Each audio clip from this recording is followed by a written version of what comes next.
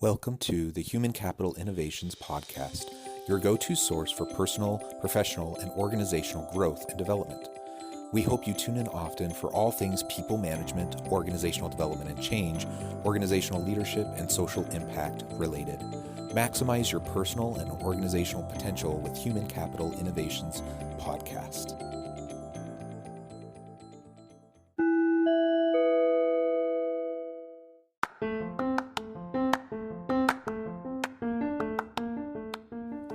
Welcome to the Human Capital Innovations Podcast. In this HCI podcast episode, I talk with Neil Chilson about the backfire effect of using control as a leader.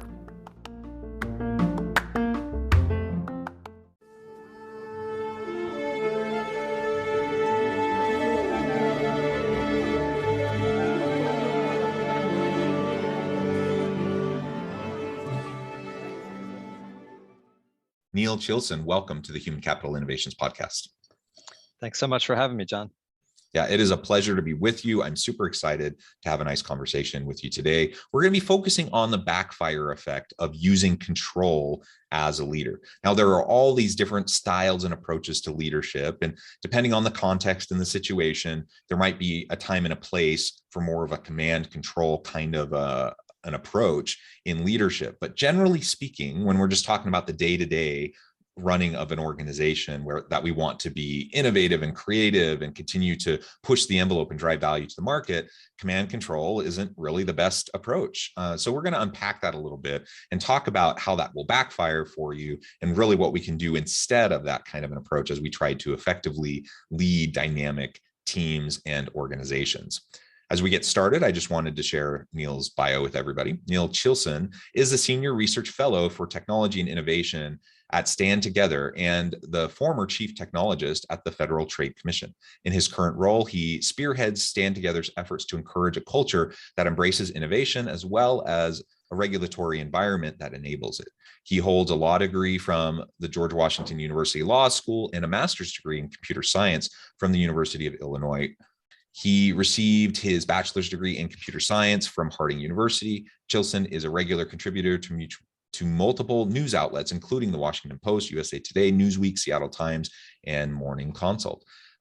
So wonderful. I could go on and on and on about your background, but is there anything else you would like to share with listeners by way of your background or personal context before we dive on in further? Well, just really quick, the ideas that are captured in my book, Getting Out of Control, that talk about this idea of control and the backfire it can have as a leader, started when I was very young. So my interest in computer science and complexity theory, these ideas of emergent order, go way back. And I didn't really know how they applied to the policy world because I wasn't thinking about those issues at that time. I was just fascinated by the pretty pictures often that some of these computer programs could generate from very simple rules. But it's been a consistent theme throughout my work in computer science and in the policy space that complex systems are unpredictable. They're challenging to lead within, but they're also extremely powerful. And as leaders, we should think really hard about how we can operate well in those environments. Yeah, I really appreciate that. So let's dive on in a little bit more and talk about control, and feel free to reference it in relation to your book. But what do you mean by this idea of control, and why is it often a fruitless effort when it comes to leadership within an organization where we want innovation and continual development? Well, I think the idea of control is that when you as an individual take an action, that you expect a very specific reaction from the world, whether that world be your employees, your colleagues, your customers, maybe. In the policy space, as a regulatory official, it might be from the companies that you're regulating. And control is this sense that when I do something, I know what the reaction will be, and so I can send a signal to the world, and the response will be something that I created, that I caused. And so it's this causal connection. And I think often when we think about our position in hierarchies, whether it be in, especially in companies or government organizations, we often think of hierarchy as imposing control or giving us control, that we have control over the people who are lower in the hierarchy than us. But often that control is an illusion. So you referenced early on that control and command and control approaches may have some certain situations in which they're useful. And that can be true. But even in those situations, often what the control that we have is control that has sort of ceded to us by the people that we work with. They have agreed in some sense that we have control. And so even control that in those situations is often a product of an emergent process of culture that creates a culture in which somebody at the top is the one who makes all the decisions and everybody must follow those. I think the typical model might be one that we think of in the military. But there's really good examples of even in the military that type of control breaking down, surprisingly, due to the emergence of new technologies. And then I'd be happy to talk a little bit more about that as well. Yeah, I think that's great. And the technological piece, I think, is a core component to this conversation. But I also appreciate how you highlighted kind of the illusion of control. We have this faux sense of control. We, human beings like to have a sense of order and control and feel like things are predictable. And we like to feel like if we do X, Y will happen. But we know that the world is much more complicated than that. And so we have to learn to be comfortable with complexity. We need to be comfortable with the messiness and just lean into it. Of course, we need to prepare and we need to plan strategically and we need to do all those things, but we just need to recognize that there's going to be constant pivoting, constant adjustments, and that the sense that we can control something is rather elusive and really, kind of an artifact of something that we like to pretend that we have. Yeah, go ahead. Yeah, as storytelling creatures, I think we like to position ourselves in a narrative, right? And the narrative that we often say is, I did X and Y happened, I must have caused that. And in complex systems, what we know is that the results are very multi-causal. And so teasing out any one particular person's actions as causing something can be very, very difficult. But it is that's a difficult story to tell. And so the story we tell is, I sent out this command, I changed the structure of the organization, and I boosted profits by X, Y, and Z, right? So even though that was a process that involved many, many complex decisions by many, many different people, not just us. And so that illusion, while helpful as a storytelling mechanism, can actually be a barrier to adopting a realistic strategy to accomplish your goals. It can sometimes be directly counterproductive. One of the examples that I give in my book is, General McChrystal, again, back in the military, when he was dealing with Al-Qaeda in Iraq, because the technology allowed every single decision essentially by special task forces or special operators out in the field to relay information back to him, there was this sort of perceived assumption that he should weigh in on every decision that they make, every critical decision that they make. Back in the Civil War era, if you sent out a team to do something, there was no way for them to relay back information to you in that real-time way. And so that illusion of control was sort of solid, right? Like you'd be like, I told them to do something, they went out, and they did it. But what they really did was probably something quite different than you would have known as the general, at least tactically. But General McChrystal dealt with this issue where he could get the information back. So it's sort of like, he talks about it, how it fed his ego as a leader to basically weigh in on all these really important momentary decisions. But what he quickly realized is he wasn't bringing any additional value to this decision making, right? He was basically rubber stamping the people who had the local knowledge.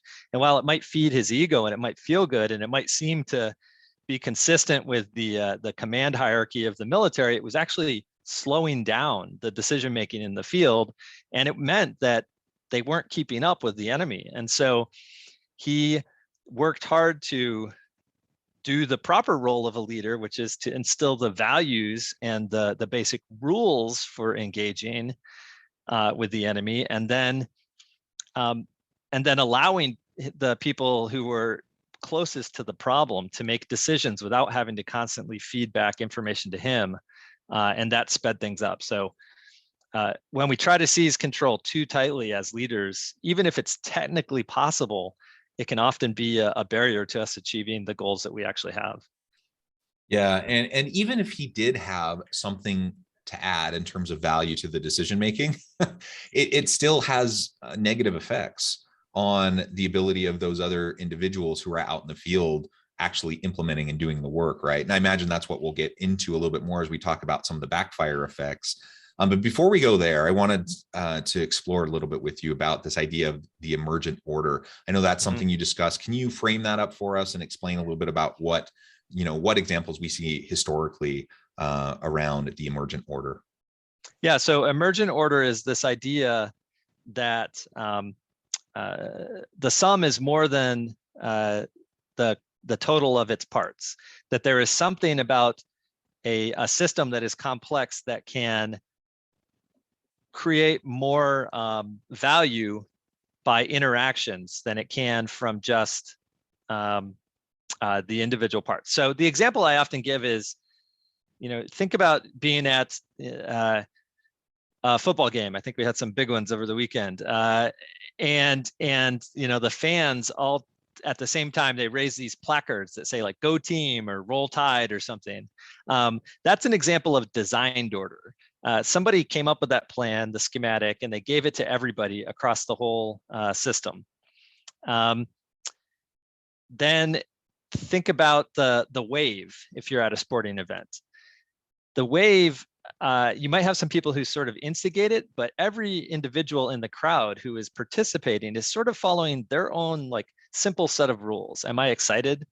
Is the person next to me standing up? Do I want to stand up? Do I have food in my lap? Yeah, they're using their local knowledge to decide whether or not to do a very simple action, stand up or not. But the result is a process that is a complex pattern of coordination across many, many people. And you can see that pattern, and no one controls that pattern. Even the people who started it, they don't really control the wave. It can die out suddenly, or it can keep going for a long time, just depending on this collective sense of all the people who are participating. And so that's a good example of individuals following these very simple rules, but the result being something complex and creating something that is emergent order. And so that's what I mean by emergent order.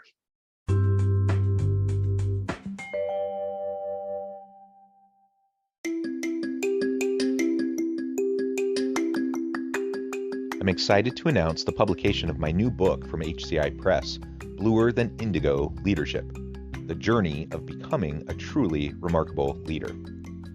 Early in my adult life, I learned about an Asian proverb that translates as bluer than indigo. If you think about the color indigo, it is a brilliant, deep, and vibrant blue, what some would call the bluest of blues. To have something that is bluer than indigo is rare and truly remarkable. Contrary to popular myth, there is no one-size-fits-all or cookie-cutter approach to effective leadership. There's no silver bullet, no secret sauce, no go-to model that will solve all of our problems. The truth is, great leaders have all had their unique strengths and flaws, and have all had to discover and then pave their own distinctive path in their life's journey to fulfill their leadership potential. Bluer Than Indigo Leadership will help you discover your own path and explore those ordinary, everyday actions that will help you respond to an uncertain future and produce extraordinary results for individuals, teams, and organizations.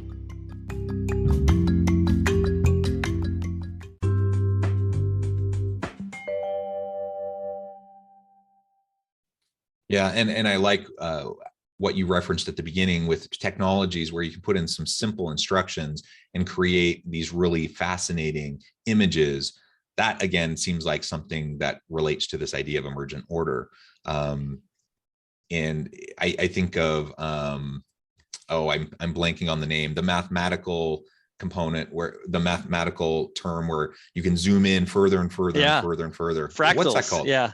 Fractals. Yes. Yeah. Fractals are an example of these very simple, those very complex pictures are generated by relatively simple mathematical formulas that are repeated over and over. So where you take the output and you feed it back in as an input, and that creates these feedback loops and these structures that are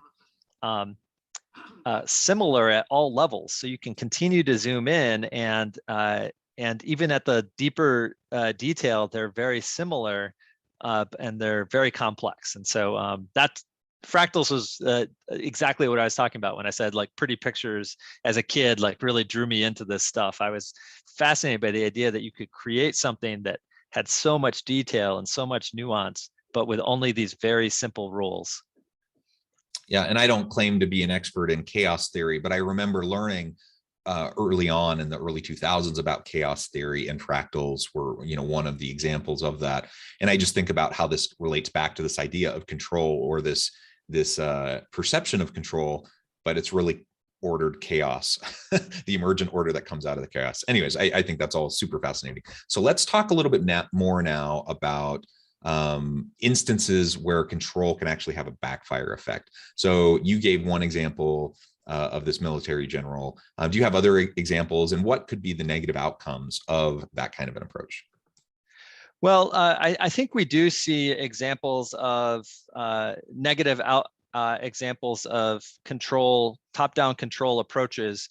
A lot of them in the business context are around a sort of ossification of the business over time, because everybody is waiting for commands from the top. They're not generating creativity themselves. One of the examples I give in the book is an example that comes from Charles Koch, one of Charles Koch's books. He developed, one of the largest private organizations, private companies in the country.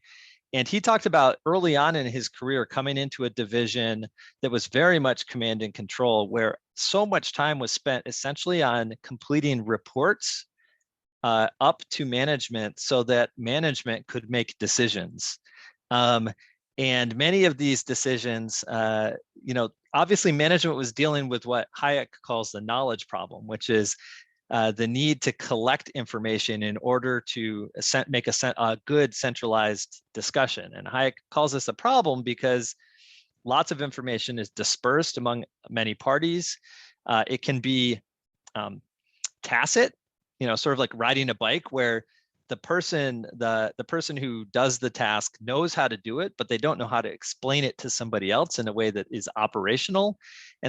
And it can also be not, you can't summarize it, right? So the information can be detailed enough and complex enough that any summary of it doesn't capture some of the key nuances. And so what Charles noticed was, in all of this time trying to solve the knowledge problem by reporting information up so that decisions could be made, it would have been much more productive to push decision-making down to the employees, who could then decide what do our customers need? What are they saying? How can I apply the resources that I have to solve that problem for customers? And I think that as an example of the power of decentralized decision-making, pushing decision-making down rather than trying to centralize decision-making, helps us solve this knowledge problem and helps us actually pursue the purposes of the organization in a way that's much more effective often than a command and control approach. Yeah, I think that's a really great example. And I just think about the general development of our people. If we want to empower our people to learn to make good decisions, they're going to be more engaged and more passionate and motivated when they feel like they have more autonomy to make decisions and to implement them. And if we are constantly having to rubber stamp every decision somebody makes, the natural outcome of that for many individuals is they're just going to stop investing in the decision themselves. So many people will just kind of do the bare minimum. They'll pass it along to their boss because they just know the boss is the one who's going to make the final decision anyways. And it just doesn't even matter what they think or what they decide or what effort or time they put into it. And so we can inadvertently have this situation, this context where people don't feel psychologically safe to speak their own mind, to share their own input. And we can hamstring our own attempts to develop the next generation of leaders within our organization because nobody's developed the capacity to actually think for themselves and to actually implement. And yes, sometimes fail, but learn from those failures and then be able to move forward in a positive way. So I think there's just so many of these different types of backfire effects that can occur. Of course, not intentionally. We're not, when we oftentimes leaders step in because they want to help, because they want to guide and direct, and they want to move someone in the right direction. But we got to be really careful. If we're doing that too much, then we're really undercutting our people's ability to learn and grow through the context they find themselves in. Yeah, absolutely. I think there's two key principles that I sort of caught from what you said that I've been thinking a lot about, and one of them is the need for humility as a leader, which kind of deals with that knowledge problem, right? Like there might be, I might feel like as a leader that I have a good grasp on the situation in a way that I could contribute here. That's not always the case. That's sort of the first problem. But the other one you're talking about there is the need to see our organizations and our people and our relationships with them as a process rather than just an outcome. And I think if you think about that as a leader, that my interactions on this particular project aren't just about the outcome of that project. They're also about building a process within my organization that can get better at doing projects like that in the future. And that means helping build the capital, the experience in the people that work with us, so that they can improve their skills. It's not just about solving this problem. It's about fulfilling the big picture objectives of the organization. And that can mean it might be more efficient in some ways for me to step in as the experienced leader, but that shortcuts this process, which should be our real goal as leaders of creating an organization that can solve problems without needing us to jump in every single time.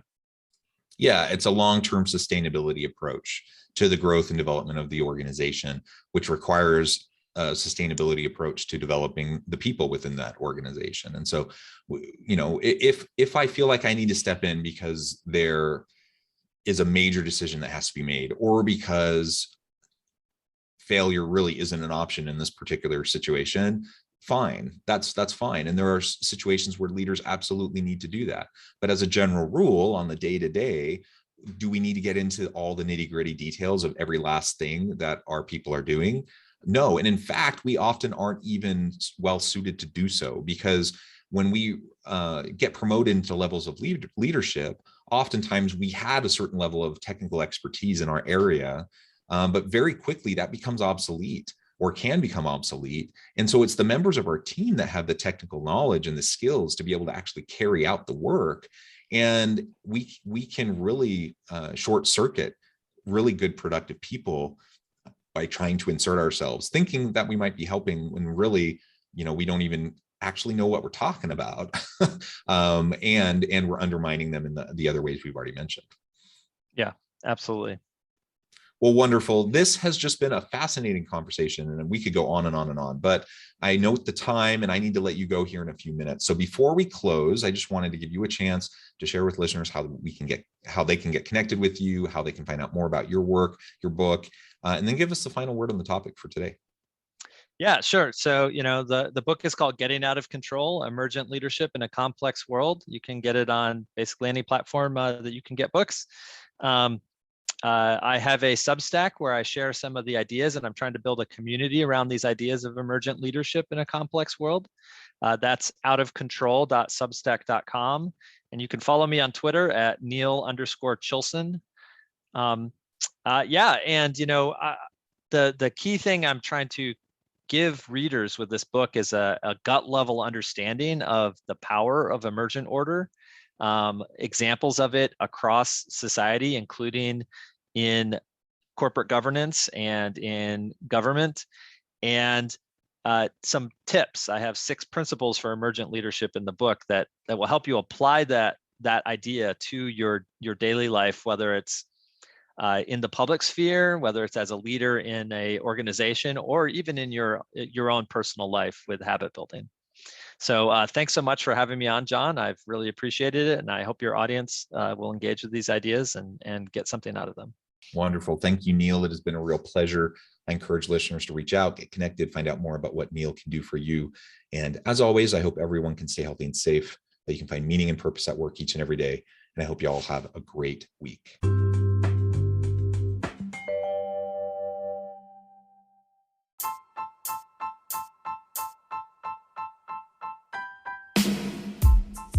The alchemy of truly remarkable leadership. Ordinary, everyday actions that produce extraordinary results. Consider how the nature of work has shifted over the past 50 years. With increased globalization, rapid technological advancement, and the shift in economic composition, the average job of today looks very different than the average job of 50 years ago. What will the jobs and organizations of tomorrow look like? Moreover, what does this all mean for organizational leaders? What are the core competencies and capabilities of organizations and their leadership that are prepared for continued disruption and geopolitical and socioeconomic shifts? Regardless of what the future holds, increasingly, leaders need to be socially minded, data-driven, decisive, champions of talent, and disruptors of the traditional notions of leadership, teams, organizations, and work. The alchemy of truly remarkable leadership will help you to explore your own leadership competencies and capabilities and consider ways to apply and implement them into your workplace and personal life.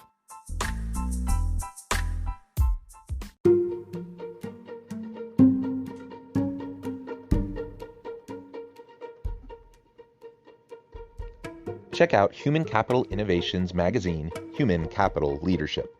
Human Capital Leadership is a free, interactive e-magazine with the mission to help individuals, leaders, and organizations find innovative approaches to maximize their human capital potential. We publish issues quarterly in August, November, February, and May. Take a look at the latest issue and let us know what you think.